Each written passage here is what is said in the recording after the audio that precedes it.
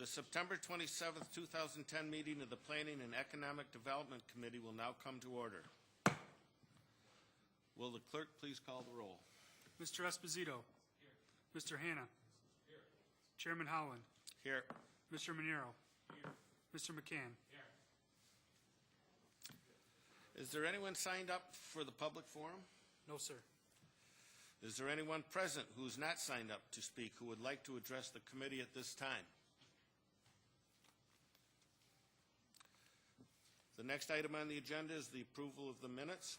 You have the August 30th, 2010 minutes before you. They will stand approved unless the clerk is notified of any changes by the end of the day. The next item on the agenda is new business. Mr. Clerk. Referral 10-265, approval of boundary. Moved by Legislator Hanna, seconded by Legislator McCann. Is there any discussion? Legislator Esposito. Thank you, Mr. Chairman. I would like to thank the county and their economic development team for their role in this project. I was able to work on this a little bit through my day job with the state, and this was truly a collaboration that involved the state, the city, the county, and orchestrated by our partner at GRE. And it's the type of thing that I know we're all very excited to have deals like this come through, bringing jobs to the area. So I'd like to acknowledge their role in that.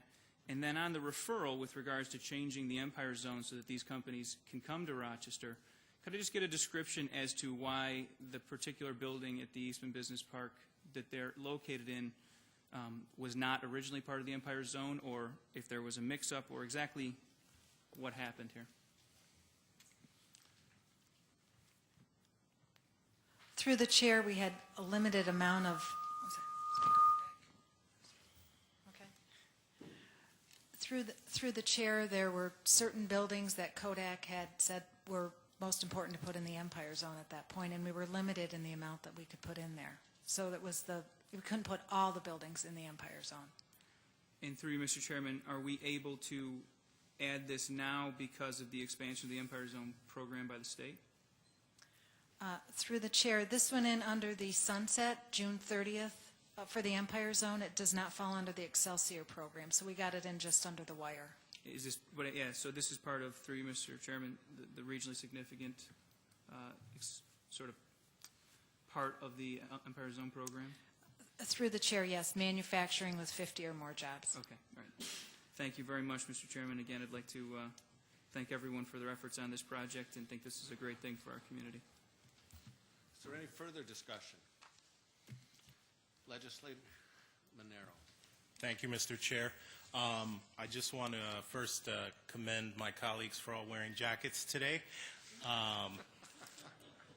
but also echo the comments of my esteemed colleague, Mr. Esposito, and further go in applauding the kinds of partnerships that went into this kind of project and hoping that we stress this kind of thing in the future. Any further discussion? All those in favor say aye. Aye. All those opposed? The item carries. Mr. Clerk. Referral 10-266, approval of the designation of the Moved by Legislator McCann, seconded by Legislator Hanna. Is there any discussion? Legislator Esposito. Chairman. So through you to the administration, let's see if I get this right. Last year we approved these types of recovery zone facility bonds to be administered by the IDA, and we're now changing that to the IDC. Is that correct?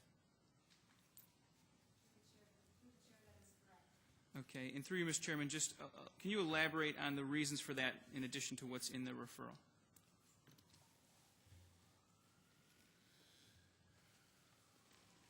Through the chair, we are, just to clarify, we are adding MCIDC as an issuer of the bonds. The reason being is if it's done through an industrial development agency, there is a bond issuance fee, which is 0.85 basis points, which would cost the borrower, the company, probably an additional $70,000. And through you, Mr. Chairman, to whom would that fee be paid if it was done through the IDA? Through the chair to the state. to the state.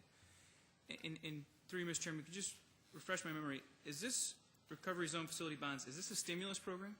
Through the chair, that is correct. Okay, and through you, Mr. Chairman, that's why we only have the ability to offer these in 2009 and 2010, correct? Through the chair, that is correct. Okay, since we've authorized them previously under the IDA, were there any projects in which they were used? Through the chair, no. Okay, and through you, Mr. Chairman, now that we're moving to the IDC where they might be more attractive and cheaper for the people who, businesses that would take advantage of them, do we have any projects that are in the pipeline or people that are looking at these as a result? Through the chair, we do have a project for Ledestri Foods that would take the entire allocation. The entire allocation? Through the chair, that is correct. They are doing a $13 million project. Through you, Mr. Chairman, can you elaborate on the project just a little bit? Sure. They will be bringing another line to Ledestri Foods from an outside location, and bringing that line in will create another 50 jobs. They have 2 projects going on there currently. They moved a project from Dundee, New York, up here, keeping the Dundee plant still open, and then they will be bringing another line in, increasing the number of people in that building by about 150. So they have 350 in Fairport, and then another 150 will be at the Greece location. Okay, that's great. And through you, Mr. Chairman, so is the Greece location what's considered a recovery zone then? Through the chair, the entire county was designated as a recovery zone. Okay, thank you. Well, that's terrific news. I am pleased to know that we're going to be able to take advantage of these, and thank you for the answers. Is there any further discussion? There being none, all those in favor, please signify by saying aye. All opposed? The item carries. Is there any other matters to come before this committee?